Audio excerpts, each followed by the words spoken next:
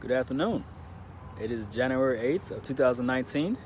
That means that everyone breathing has completed a full week in this year. So 7 full days is down. We're on the 8th day.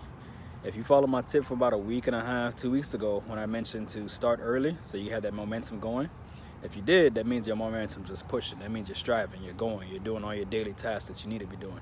Now, if you just didn't start, your momentum's not going so well in 2019, let's understand this. It's never too late.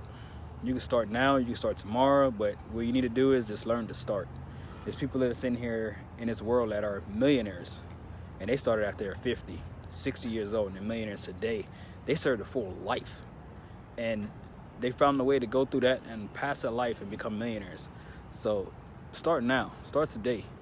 Your momentum, like I said, may not be the greatest, but you'll get there. The key is to start.